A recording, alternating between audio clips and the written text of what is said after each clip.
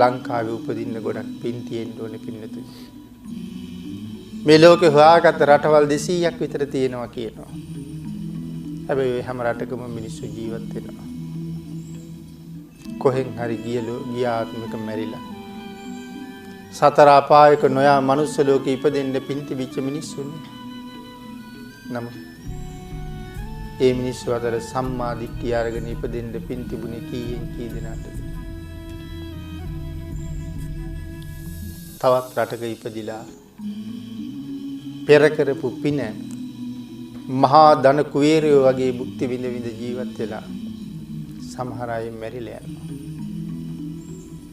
මේ වාගේ රටවල් වල ඉපදිලා දුකසේ ජීවත් වෙන සමහර අයට හිතෙන්න පුළුවන් ජපානයේ ඉපදුනා නම් අපිත් කොච්චර හොඳද කියලා.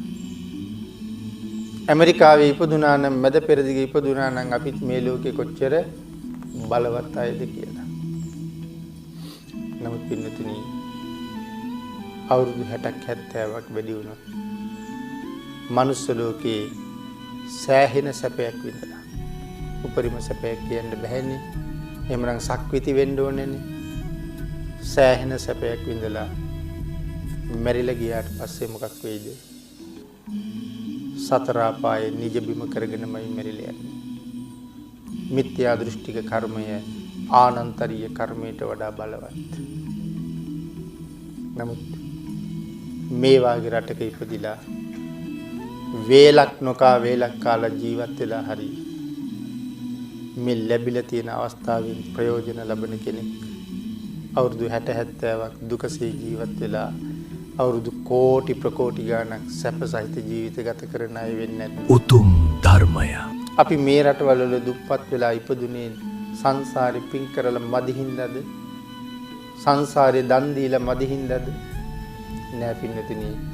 මිත්‍යා දෘෂ්ටිකයෙක් වෙලා උපදින්න යම් තාක් සසර කරගත්ත පින් වැය වුණා නම් සම්මා දිට්ඨිකයෙක් වෙලා උපදින්න ඊට වඩා 100 ගුණයකින් 1000 ගුණයකින් අපි කරපු පින් වියදම් කළා.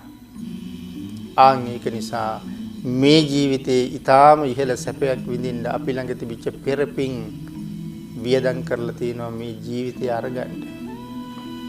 ඒ නිසා අපිට ජීවිතේ හම්බුණා සැප විඳින්න තියෙන පින් ප්‍රමාණයයි අඩු වෙලා තියෙන්නේ. නමුත් ඒ ටික අඩු කරගෙන අපි මේ ජීවිතේ ගත්තේ මම කියන්නේ හොඳට හම්බ කරන්න හිතාගෙන. මොනවා හම්බ කරන්නද? කුසල් හම්බ කරන්න. ඇමරිකාවේ ඉපදිලා පින් කරන්න නෙමෙයි.